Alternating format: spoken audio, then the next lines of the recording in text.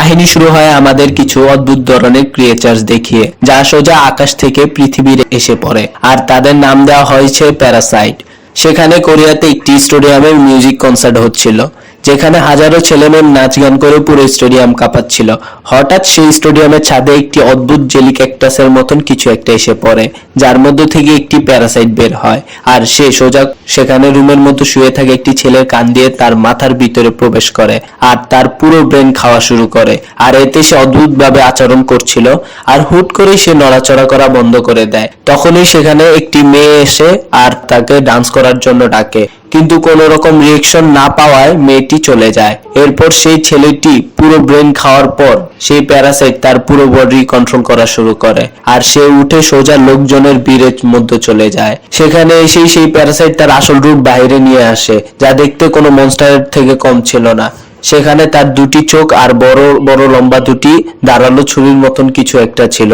সেইগুলো দিয়ে সে এক এক করে লোকগুলোকে মারা শুরু করে। এরপর সিন কাট হয়ে যায় আর আমরা একটি সুপারমার্কেটে চলে আসি, যেখানে একটি মেয়ে কাস্টমারের জন্য বিল বানাচ্ছিল, আর মেয়েটির নাম হলো চং সোয়েন। সোয়েন সেখানে একটি লোক মানে কাস্টমারকে বলে, স্যার এখানে প্রাইস ট্যাগ লাগানো নেই, প্লিজ মিট কাউন্টার থেকে প্রাইস ট্যাগ লাগিয়ে আনুন। তখন লোকটি বলে, এটা আমার কাজ নয়, তোমার প্রয়োজন তো তুমি নিয়ে আসো। সোয়েন বলে, আমারও কাজ নয়, সো প্লিজ পিছনে মিট কাউন্টার। এতে লোকটি রেগে সোয়েনের উপর চিল্লানো শুরু করে আর মিট না নিয়ে সেখান থেকে চলে যায়। এরপর কাজ শেষে যখন সোয়েন বাড়ি যাবে, তখন রাস্তায় লোকটি তার পিছু নেয় আর তাকে গাড়ি দিয়ে গাড়ি লাগিয়ে নিচে ফেলে দেয়। আর সেই লোকটি গাড়ি থেকে নেমে তাকে ছুরি মারা শুরু করে। এমনটা মনে হচ্ছিল যে তার কাছ থেকে সে কত জনমের বদলা নিচ্ছে, এত রাগ ছিল তার মধ্যে। পরপর তাকে চাকু মারতেই থাকে। সোয়েন তাকে ধাক্কা মেরে নিচে ফেলে দেয় আর সেখানে থেকে পালানো শুরু করে। একটু দূরে গিয়ে মাটিতে পড়ে যায় সোয়েন। সে অনেক আহত হয়ে গিয়েছিল। সেই লোকটিও উঠে তার দিকে আসতে থাকে। তখনই সোয়েনের কাছে একটি প্যারাসাইট চলে আসে আর সেই লোকটির বুক থেকে মাথা অবধি কেটে ফেলে। এরপর সিন চেঞ্জ হয়। সেখানে একটি হসপিটালে কোরিয়ার ক্রাইম ডিপার্টমেন্ট থেকে ক্যাপ্টেন চুনমিনকে দেখি, যে এই হসপিটালে আসে। দুজন অফিসার এসে তাকে বলে একটি লোক মারা গেছে, আর সেই লোকটি নাকি সুপারমার্কেটে একটি মেয়ের সাথে তর্ক হয়েছিল। তারপর সকালে রাস্তায় তাদের দুজনকে পাওয়া যায়, যেখানে লোকটির হাতে চাকু ছিল আর চাকুর মধ্যে মেয়েটির রক্ত লেগেছিল। কিন্তু অদ্ভুত বিষয় যে লোকটি মারা যায়, তার বুক থেকে মাথা অবধি কেউ ধারালো কিছু দিয়ে মেরে দিয়েছে, আর মেয়েটির বডিতে ক্ষতর কোনো চিহ্ন নেই। এটা শুনে চুনমিন অবাক হয়ে যায়। মেয়েটির নাম জিজ্ঞাসা করে। সে নাম শুনে আরো অবাক হয়ে যায়, কারণ তিনি সোয়েনকে জানতেন। সোয়েনের বাবা মা মারা যাওয়ার পর তিনি তার দেখাশোনা করেছিলেন। এরপর সোয়েনের জ্ঞান ফিরে আসে। মিস্টার চুনমিন তাকে দেখে যায় আর তাকে জিজ্ঞেস করে, তোমার সাথে কি হয়েছিল? তখন সোয়েন বলে, সুপারমার্কেটে একটি লোকের সাথে আমার তর্কাতর্কি হয়। তারপর আমি যখন বাড়ি ফিরছিলাম, তো সে আমার মারতে আসে আর আমায় চাকু মারা শুরু করে। এরপর আমার আর কিছু মনে নেই। আচ্ছা, সেই লোকটি কি ধরা পড়েছে? সেখানে থাকা অফিসার তাকে বলে যে সেই লোকটি সেখানেই মরে পড়েছিল। তখন মিস্টার চুনমিন অফিসারদের বলে, আচ্ছা ঠিক আছে, তোমরা এখান থেকে চলে যাও, আমি এর সাথে একান্তর কিছু কথা বলছি। অফিসার বাইরে চলে যায়। সুয়েন বলে যে আমার পরপর চাকু মারলো সে, হঠাৎ করে সে নিজেই কিভাবে মারা গেল? তখন মিস্টার চুনমিন বলে, এরকম ঘটনার পর মানুষ অনেক সময় কনফিউজড হয়ে যায় যে হয়েছিলটা কি। এজন্যই তোমার মাথায় এত প্রেসার দিতে হবে না, আমি আছি তোমার পাশে। যদি তোমার কোনো কিছু মনে হয় পড়ে থাকে, তাহলে আমাকে অবশ্যই বলবে, আর কোনো কিছুর দরকার হলে অবশ্যই আমাকে ফোন করো। এরপর তিনি এখান থেকে চলে যায়। তখনই সেখানে আরেকজন বিনসুক নামের অফিসার চলে আসে আর বলে, সরি চুনমিন স্যার, আমি আবার লেট হয়ে গেছি। বিনসুক বলে, আপনি ভিকটিমের সাথে কথা বলেছেন? তখন চুনমিন বলে, চাপ নিচ্ছ কেন? এগুলো তো তোমার পুরনো অভ্যাস, তুমি তো আগে থেকেই দেরি করে আসতে। আর এখানেই সিন কাট হয়ে যায়। আমরা কয়েক মাস পরের কাহিনী দেখতে পাই, যেখানে একটি গ্যাংয়ের বস একটি হোটেল আসে। সে তার লোকদের কাছে কোনো মানগামিং গ্যাংয়ের ব্যাপারে জিজ্ঞেস করছিল, কি তারা কোনোভাবে বিরক্ত করছে না তো? এটা বলে সে একটি রুমে চলে যায়, যেখানে একটি মেয়ে একটি ছেলেকে এসে বলে, কি সেই লোকটি কি রুম নাম্বার 8 এ আছে? আর সেই ছেলেটির নাম হলো কাঙ্গো। সে রুম নাম্বার 8 এ এসে বসের উপর হামলা করে দেয়। গ্যাংয়ের বস তার হামলা থেকে নিজেকে বাঁচায় আর ঘুরে কাঙ্গোকেই মারা শুরু করে। এর থেকে বাঁচার জন্য কাঙ্গো সেখান থেকেই পালিয়ে যায়। এরপর আমরা কাঙ্গোকে একটি বাসে দেখি। সে এই কথাগুলো ভাবছিল। এরপর সে একটি টেলিফোন বুথে পৌঁছায়। সেখানে তার রুমের ফোনে আসে ভয়েস মেল গুলো শুনছিল, যেখানে জ্যাংদো নামের কেউ তাকে বলে, শোনো কাঙ্গো, ইয়ং দিয়ং গ্যাংয়ের লোকজন তোমার পিছনে লেগেছে। নিজের ফোন বন্ধ রাখো আর কয়েকদিনের জন্য গোপনে চলে যাও, কাউকে কোনো কন্ট্যাক্ট করবা না। কাঙ্গো তার মোবাইল ফোন সেখানেই ফেলে যায় আর সে তার বোনের বাড়ি চলে আসে, যেখানে তার বোন তার দিকে অদ্ভুতভাবে তাকিয়ে থাকে। কাঙ্গো তাকে বলে, চিনতে পারিসনি নাকি? আমি তোর ভাই, কিছুদিন আমি এখানেই থাকবো, আর তুই আমাকে এত তাড়াতাড়ি ভুলে গেছিস? তার বোন কিছুই বলে না। কাঙ্গো তাকে বলে, তোমার মেয়ে জেহিন বলেছিল তোমার নাকি ব্রেন টিউমার হয়েছে, কিন্তু তোমাকে দেখে তো ঠিকই মনে হচ্ছে। তাছাড়া জেহিন কি ঘুমাচ্ছে নাকি? তার বোন বলে, সে অনেক দূরে চলে গেছে। এটা বলে সে তার রুমে চলে যায়। কাঙ্গো মনে মনে বলে, সে এটা কি করবে। কিছুক্ষণ পর কাঙ্গো একটি রুমে এসে একটি ড্রয়ার খোলে, যেখানে একটি ফোন ছিল। সে ফোনটি অন করে আর বলে, এটা হতেই পারে না। তাও কাউকে কোনো কিছু না বলে সে তাকে ফোন করে, কিন্তু তার ফোন লাগে না। সেই রুমে তার নজর পড়ে একটি প্ল্যাম্পলেটের উপর, যা একটি চার্চের ছিল, যার নাম সেন্ট চার্চ। এসব দেখে সে তার বোনের উপর নজর রাখার সিদ্ধান্ত নেয়। এদিকে সোয়েন চেঞ্জিং রুমে আয়নার সামনে তার পিছনে দেখে, যেখানে সেই লোকটি চাকু মেরেছিল। এরপর সোয়েন বাড়ি থেকে বেরিয়ে একটি বাসে উঠে পরে সে বাসে ছিল, তখনই তার কাছে মিস্টার চুলমিনের কল আসে। মিস্টার চুলমিন বলে, তুমি কোথায় আছো? তুমি ঠিক আছো তো? সোয়েন বলে, আমি কাজে যাচ্ছি। মিস্টার চুলমিন বলে, আরে বোকা, কয়দিনের জন্য ছুটি নিয়ে আরাম করো না কেন? কোথাও ঘুরতে যাও। কিন্তু সোয়েন বলে, না আঙ্কেল, আমি ঠিক আছি। সবকিছুর জন্য আপনাকে অনেক ধন্যবাদ। মিস্টার চুনমিন বলে, ঠিক আছে মেয়ে, নিজের খেয়াল রাখিস, আর কোনো দরকার হলে কল করিস। কিছুক্ষণ পর বাস একটি স্টেশনে থামে, যেখানে একটি লোক বাসের অপেক্ষা করছিল। তখনই সুইনের মাথায় এক অদ্ভুত আওয়াজ বাজতে থাকে, আর সেই লোকটিও সুইনকে দেখতে দেখতে বাসের মধ্যে উঠে পড়ে। লোকটি সুইনকে দেখেই যাচ্ছিল। সুইন ভয়ে বাস থেকে নেমে পড়ে। এরপর আমরা একটি লোককে দেখি, যে একটি মেয়ের সাথে ছিল। সে সেই মেয়েটিকে বলে, আমরা একটি হোটেল রুম বুক করে, কি বলো? সেই মেয়েটি বলে, না, আমরা আমার বাড়ি যাব। কিন্তু লোকটি বলে, সাধারণত মেয়েরা হোটেলে যাওয়া পছন্দ করে, আর তুমি কিনা বাড়ি যাওয়ার কথা বলছো। যেটাই হোক, তুমি অনেক আলাদা। তাছাড়া তোমার বাড়ি কোথায়? সেই মেয়েটি তাকে একটি নির্জন এলাকায় নিয়ে আসে। লোকটি বলে, তুমি দেখতে এত মডার্ন স্টাইলিশ, তোমাকে দেখে মনে হয় না যে তুমি এমন কোনো জায়গায় থাকো। এটা বলতে বলতে তারা একটি অ্যাপার্টমেন্টে পৌঁছায়, যেখানে আসতেই কিছু লোক সামনে আসে আর বলে, এই মানুষটি অনেক ড্রিঙ্কস করে আছে। এতে সেই মেয়েটি বলে, কিছুক্ষণ বেঁচে থাকলে নেশা কেটে যাবে। তাদের মধ্যে একজন ওল্ড লেডি বলে, যতক্ষণ আমরা এর মুখ বন্ধ কিভাবে রাখবো তাও জানতো। এইসব দেখে লোকটিও কিছু বুঝতে পারছিল না। আসলে এরা সবাই প্যারাসাইট। তাদের মধ্যে একজন বলে, এর হাত দুটোই কেটে ফেলি। আরেকজন বুড়ো লোক বলে, হাত কাটা ঠিক হবে না, এক কাজ করো, একে প্রথমে বেহুশ করো, তারপর এর হাত পা বেঁধে রাখো। এইসব দেখে সেই লোকটি ভয়ে ভয়ে কাউকে ফোন করার চেষ্টা করে আর বলে, তোরা দাঁড়া, তোদের মজা দেখাচ্ছি, আমার সাথে পাঙ্গা। তখনই সেই মেয়েটি নিজের আসল প্যারাসাইট রূপে চলে আসে আর লোকটির উপর হামলা করবেই, তখনই সেখানে জানালা দিয়ে একটি স্মোক বোম চলে আসে, যার জন্য সেখানে থাকা সব প্যারাসাইট ডিস্ট্রক্ট হয়ে যায়। আর সুযোগ বুঝে সেই লোকটিও সেখান থেকে পালিয়ে যায়। তখনই সেখানে একটি ফোর্স টিম চলে আসে। তারা সেই প্যারাসাইটের উপর হামলা করে দেয়, তাদের শটগান দিয়ে শুট করে আর বলে, টার্গেট 1 ফিনিশ, টার্গেট 2 ফিনিশ। আর এভাবেই তারা এক এক করে সব প্যারাসাইটকে মেরে ফেলে। কিন্তু তাদের মধ্যে একজন প্যারাসাইট সেখান থেকে পালিয়ে যায়, কিন্তু চারদিকে ফোর টিম দেখে সে বুঝতে পারে না সে কি করবে। তখনই তার মাথার মধ্যে একটি আওয়াজ বেজে ওঠে আর তার নজর একটি ভ্যানের উপর পড়ে। সে ভ্যানের দরজা ভেঙে ফেলে। ভ্যানের মধ্যে একটি ছিল যার হাত পা বাঁধা ছিল আর তার মাথায় একটি অদ্ভুত হেলমেট ছিল। সে তাকে জিজ্ঞেস করে, তুমি কি আমাদের মধ্যে একজন? তখন বাঁধা অবস্থায় থাকা প্যারাসাইটটি নিজের মাথা নাড়ায়, জিজ্ঞেস করে, তোমার এই অবস্থায় কে করেছে? তখনই সেখানে ফোর্স টিমের হেড মিস চই সেখানে চলে আসে। মিস চই তাকে বলে, একদম তাকে ছুঁই না, তাকে আমি ধরেছি। এটা বলি সে তাকে শটগান দিয়ে উড়িয়ে দেয়। নিশ্চয়ই তার উপর অনেক হামলা করে, কিন্তু সেই প্যারাসাইট সেখান থেকে পালিয়ে যায়। তখনই তার টিম এসে তাকে জিজ্ঞেস করে, নিশ্চয়ই আপনি ঠিক আছেন তো? সে বলে, হ্যাঁ, আমি সেই প্যারাসাইটটিকে জ্যান্ত ধরতে চেয়েছিলাম। তার টিম মেম্বার্স তাকে জিজ্ঞেস করে, আপনার তাকে জীবন্ত কেন চাই?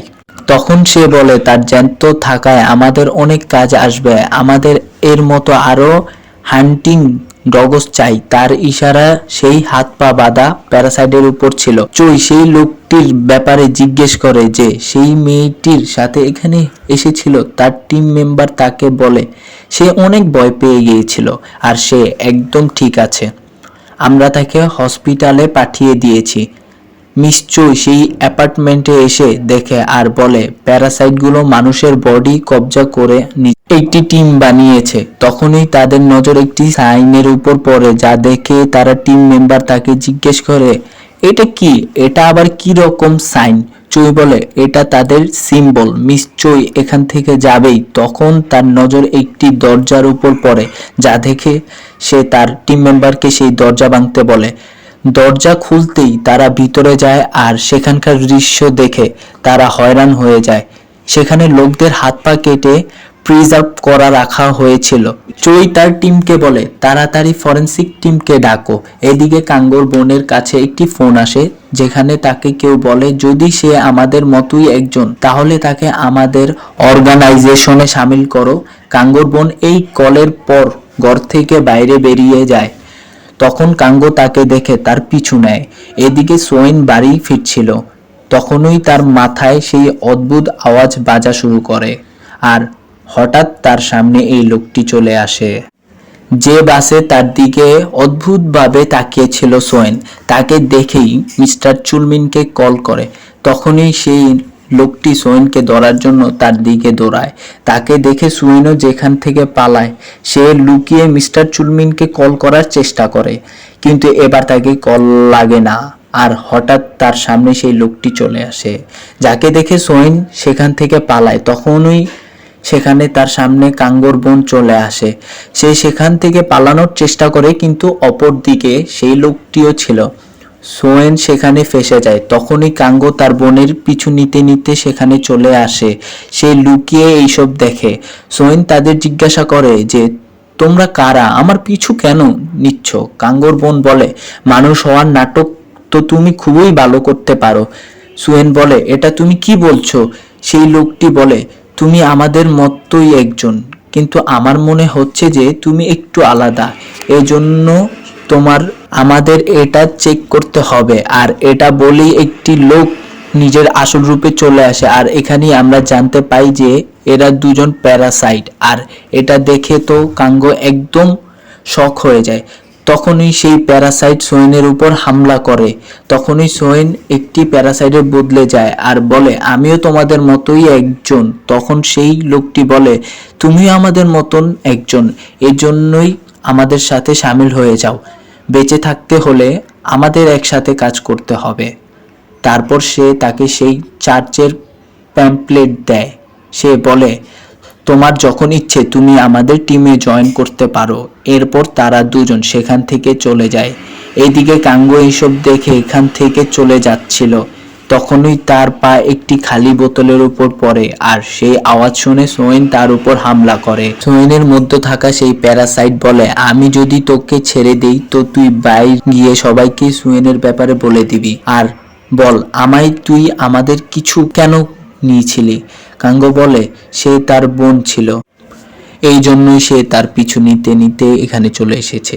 এরপর এই প্যারাসাইট কাঙ্গোর আইডি দেখে আর বলে ঠিক আছে আমি তোকে ছেড়ে দিলাম, আর যদি তুই কখনো সোনের ব্যাপারে কাউকে কোনো কিছু বলেছিস তাহলে আমি তোকে খুঁজে বের করে মেরে ফেলবো। আর তোকে আমার একটা কাজ করতে হবে।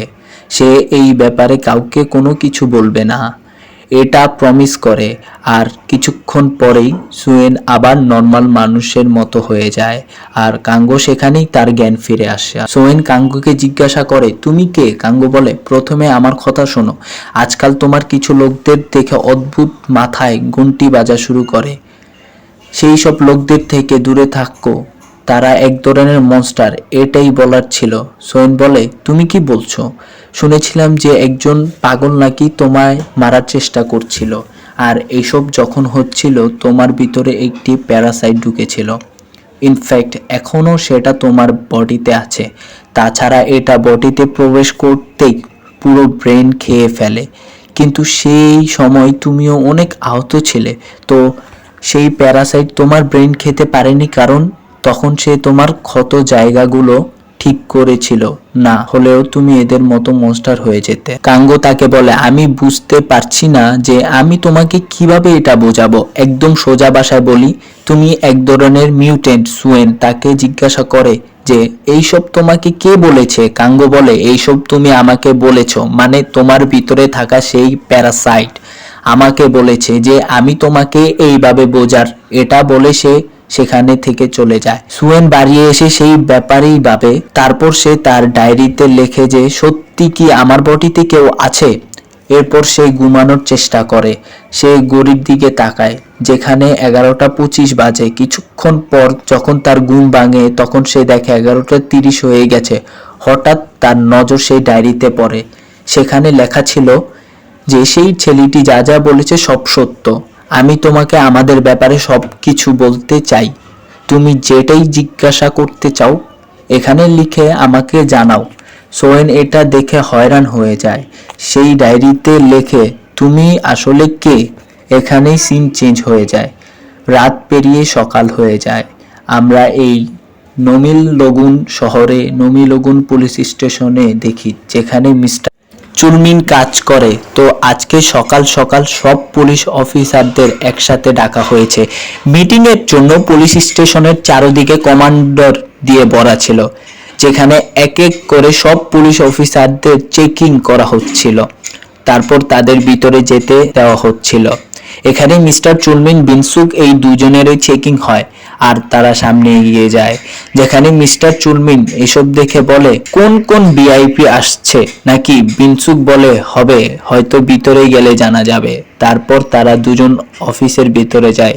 এদিকে সুইন ঘুম থেকে উঠে, তারপর সে তার ডায়েরিতে দেখে যেখানে তার ভিতরে থাকা প্যারাসাইট তার ব্যাপারে অনেক কিছু লিখেছে। এটা দেখে সোয়েন অবাক হয়ে যায়। এদিকে নামিলগুন পুলিশ স্টেশনে যখন সব অফিসাররা জড়ো হয়ে মিটিং করছিল এর জন্য, তখন সেখানে তাদের সামনে মিস চয় আসে আর বলে সবাইকে এই মিটিং এ উপস্থিত হওয়ার জন্য অনেক ধন্যবাদ। আমি এই মিটিং শুরু করছি। আমার ইন্ট্রোডাকশন দিয়ে, আমি প্যারাসাইট স্পেশাল ফোর্স টিমের ক্যাপ্টেন। আমার নাম চোয়েন। আমাকে মাফ করবেন আজকে সকাল সকাল আপনাদের চেকিং এর জন্য। এত অসুবিধা হলো চেকিং এ। আমরা আপনাদের এক্সরে নিয়েছি এটা জানার জন্য কি আপনাদের মধ্যে কেউ প্যারাসাইট নয় তো? কিন্তু চিন্তার কোনো কারণ নেই, এখানে কেউই প্যারাসাইট নয়। মিস জয়ী এখানে সব অফিসারদের সেই স্টেডিয়ামের ঘটনার এক্সাম্পল দেয়।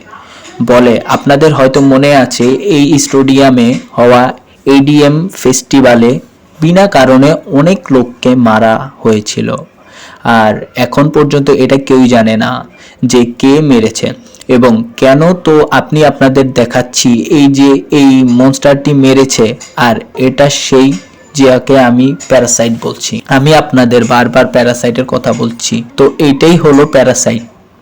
আপনারা হয়তো এখন ভাবছেন যে এখন এই প্যারাসাইট কোথায়? তো নিশ্চয়ই টেবিলে থাকা কাপড় সরায়, যেখানে সেই প্যারাসাইট মৃত অবস্থায় ছিল, যাকে দেখে সব অফিসার ঘাবড়ে যায়।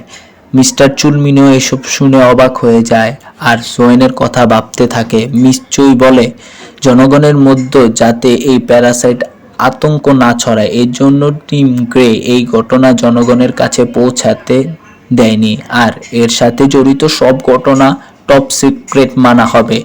নিশ্চয়ই বলে যে যে কিছুদিন আগে পুরো দুনিয়া একই সাথে এই প্যারাসাইটের লার্ভা নজরে এসেছে, কিন্তু এখনো পর্যন্ত কেউই এটা জানতে পারেনি কি এই লার্ভা কোথা থেকে এসেছে। এরা মানুষের বডিতে নাক কান মুখ দিয়ে প্রবেশ করে আর সোজা গিয়ে ব্রেন খাওয়া শুরু করে, তারপর পুরো বডির কন্ট্রোল নিজের হাতে নিয়ে নেয়। এরপর নিজের খিদে মেটানোর জন্য মানুষদের খেতে বেরিয়ে যায়। আর এরা খুবই সহজ নিজের রূপ বদলাতে পারে। এরা কখনো কখনো নিজের মাথা থেকে ধারালো হাতিয়ারও বের করতে পারে। এরা জীবিত এক ধরনের প্রাণী যাদের কাছে নিজস্ব ব্রেন আছে। এরা ভাবতে পারে, সব কিছু বুঝতে পারে। এই ভয়ঙ্কর জীব আমাদের মানুষের মধ্যে গুলে মিলে গেছে, এখন আমাদেরকে নিজের শিকার বানাচ্ছে। এরা হলো শয়তান। এদিকে সোয়েন নিজের কাজ যাওয়ার পথে সেই ডায়েরি বসে বসে পড়ছিল। সেই লেখাগুলো পড়ছিল যা তার মধ্যে থাকা প্যারাসাইট লিখেছিল। তো প্যারাসাইট সেখানে লিখেছে, আমি প্রথমে একটি লার্ভা ছিলাম যে শুধু কোনো মানুষকে কন্ট্রোল করতে চাইছিল। তখন আমার সামনে শুধু তুমি ছিলে। আমি তোমার ব্রেন খেয়ে তোমার শরীর কবজা করতে চাইছিলাম, কিন্তু আমি যে শরীরে কবজা করতে চাইছিলাম সেটার অবস্থা খুবই খারাপ ছিল। তোমার ক্ষত ঠিক করার জন্য আমি তোমার শরীরের সাথে সিনক্রোনাইজ করার চেষ্টা করি। এতে আমি তোমার শরীরকে তো বাঁচাতে পারি, কিন্তু আমি তোমার ব্রেনে পুরোপুরিভাবে কবজা করতে পারিনি। আর যেহেতু আমি তোমার ব্রেন পুরোপুরিভাবে কবজা করতে পারিনি, এই জন্যই তখনই সামনে আসতে পারবো যখন তুমি কোনো বিপদে পড়বে। তোমার বডিতে থেকে আমি এটা বুঝতে পেরে গেছি যে আমি শুধু 15 মিনিটের জন্যই আমি তোমার ব্রেনকে কন্ট্রোল করতে পারবো, আর এই 15 মিনিটের মধ্যেই আমি তোমার শরীরকে প্রোটেক্ট করছি। আর কোনোভাবে নিজেকে, কারণ যদি তুমি মারাও যাও তাহলে আমিও মারা যাব। আর যাদেরকে তুমি কালকে দেখেছিলে তারা হলো প্যারাসাইট। আর যদি তারা এটা জানতে পায় যে তুমি পুরোপুরিভাবে মনস্টার নও, বরং একটিতে তারা তোমাকে মেরে ফেলবে। যদি তুমি বাঁচতে চাও তাহলে তুমি তাদের থেকে দূরে থাকো, তারা তোমার জন্য অনেক বিপজ্জনক। আমি শুধু তোমাকে আসন্ন বিপদ থেকে বাঁচানোর চেষ্টা করছি। আমাদের একে অপরকে জানা অনেক জরুরি, এই জন্য আমি তোমার ফোনে কিছু রেখেছি। সোয়েন যখন নিজের ফোনের গ্যালারিতে তার নিজের প্যারাসাইট রূপ দেখে তো সে অবাক হয়ে যায়। এদিকে একজন অফিসার মিস চইকে জিজ্ঞেস করে, এই প্যারাসাইটদের কিভাবে মারা সম্ভব? এতে মিস চই বলে, প্যারাসাইটের বেঁচে থাকার একটা মাত্রই রাস্তা, সেটা হলো মানুষের বডি। মানুষের বডি ছাড়া প্যারাসাইট কিছুক্ষণের মধ্যেই মারা যাবে। যদি আমাদের মানুষের মধ্যে থাকা প্যারাসাইটকে মারতে হয় তাহলে তার উপর শটগান দিয়ে হামলা করতে হবে, বা তার হৃৎপিণ্ডে ধারালো কিছু দিয়ে আর পার করে দিতে হবে, তবেই সেই প্যারাসাইট মারা যাবে। এখানেই আরেকজন অফিসার জিজ্ঞেস করে, প্যারাসাইটকে চেনার জন্য এক্স-রে ছাড়া অন্য কোনো উপায় নেই? এতে নিশ্চয়ই বলে, এই প্যারাসাইট মানুষের মধ্যে গুলে মিলে গেছে, আর এক্স-রে মেশিনে পকেটে করে নিয়ে বেড়ানো তো সম্ভব নয়। কিন্তু যদি আপনাদের সন্দেহ হয় সে সামনের জন প্যারাসাইট, তাহলে আপনি প্রথমে তার একটি চুল ছিঁড়ে চেক করুন আর দেখুন চুল কোকড়া লেগে গেছে কিনা। যদি কোকড়া লাগে তাহলে সে প্যারাসাইট। এটা আমাদের দেশের জন্য সৌভাগ্যজনক দুর্ভাগ্যজনক দুটোই। কারণ কোরিয়ার এত বড় ইডিয়ম ফেস্টিভ্যালে এতগুলো ক্যামেরার সামনে প্যারাসাইট লোকদের নির্মমভাবে মারে, আর এজন্যই আমরা প্যারাসাইটদের ব্যাপারে নাকি দেশগুলোর তুলনায় অনেক আগেই জেনে গেছি। যত দ্রুত প্যারাসাইট টাস্ক ফোর্স টিম কোরিয়াতে গঠন হয়েছে, এত দ্রুত এরকম টিম কোথাও বানানো হয়নি। আর আমাদের টিম খুব দ্রুত এর উপর রিসার্চ করা শুরু করেছে। এই রিসার্চে যে আমাদের সবচেয়ে বেশি হেল্প করেছে সে আর কেউ না, মাই হাজব্যান্ড। তারপর আমাদের সামনে সেই প্যারাসাইটকে নিয়ে আসা হয়, যাকে আমরা এর আগেও দেখেছিলাম। মিস চই বলে, ভয়ের কিছু নেই, এই যে হেলমেট আছে না, এর মধ্যে একটি মেশিন বসানো আছে, আর সেই মেশিনের মধ্যে কেমিক্যাল আছে, আর সেই কেমিক্যাল প্যারাসাইটরা একদমই পছন্দ করে না। যদি সে তাই রূপ বদলে হামলা করার চেষ্টা করে তো সেই কেমিক্যাল তাকে অ্যাসিডের মতো জ্বালানো শুরু করবে, যার জন্য প্যারাসাইট পুরোপুরিভাবে শান্ত হয়ে যাবে। যাই আর এভাবেই একে আমরা কন্ট্রোল করেছি। সেখানে একজন অফিসার বলে, একে এখনো কেন জ্যান্ত রেখেছেন? তখনই চই বলে, আমরা এটা জানতে পেরেছি যে প্যারাসাইট নিজের ব্রেন ওয়েভস এর সাহায্যে আশেপাশে থাকা প্যারাসাইটের লোকেশন জানতে পারে, আর এই জন্যই আমরা একে জ্যান্ত রেখেছি বাকি প্যারাসাইটদের খুঁজে তাদের মারার জন্য। আর এই জন্যই আমরা এই প্যারাসাইটকে হান্টিং ডগ নাম দিয়েছি। আর আমাদের এই হান্টিং ডগ বলেছে যে এই নামিলগুন শহরের অনেক প্যারাসাইট আছে, এর জন্য আমরা এখানে কিছুদিন থাকবো যাতে আমাদের সেই প্যারাসাইটদের খুঁজে শেষ করতে পারি। আর যদি কোনো অদ্ভুত মার্ডার কেস বা কোনো অদ্ভুত ঘটনা সামনে আসে তো আমাদের অবশ্যই জানাবেন। তাহলে তো আপনারা বুঝতে পেরেছেন। তখন আরেকজন অফিসার বলে, ঠিক হচ্ছে, কোনো মানুষকে এভাবে টর্চার করা, এটা শুনে চই অনেক রেগে যায় আর সেই অফিসারের হাতে তার কান দিয়ে বলে, আপনাদের এই অবস্থা হতে পারে এবং হবেও। আর এটা আমার হাজবেন্ড নয়, এখন সে শুধু একটা মনস্টার, কারণ এই প্যারাসাইট তার পুরো ব্রেন খেয়ে ফেলেছে। আর তার এই বডি সেই প্যারাসাইটের খাবার যোগান দেওয়া মাত্র আর কিছু না বুঝতে পেরেই এরপর আমরা সোয়েনকে দেখি সে যে বাস থেকে নামে, আর এসব কিছু জেনে সে যে পুরোপুরি না হলেও একটি মনস্টার, এজন্য সে সেখানে চিল্লানো শুরু করে। চোখের মধ্যে অনেকগুলো জল নিয়ে এরই সাথে এই সিরিজের পার্ট 1 এখানেই শেষ হয়ে যায়। এখন সোহেনের কি হবে? নিশ্চয়ই কি পাবে এই সব প্যারাসাইট গুলোকে খুঁজে বের করে শেষ করে দিতে? আর নিশ্চয়ই এর হাজবেন্ড প্যারাসাইটে কিভাবে বদলে গেল জানবো আমরা এর পার্ট 2 তে। যদি আপনাদের এই ভিডিওটি ভালো লেগে থাকে তাহলে ভিডিওতে অবশ্যই একটি লাইক করবেন এবং পার্ট 2 কি আমরা দেব তার জন্য কমেন্ট করে পার্ট 2 লিখে দেবেন। Thank you for so much.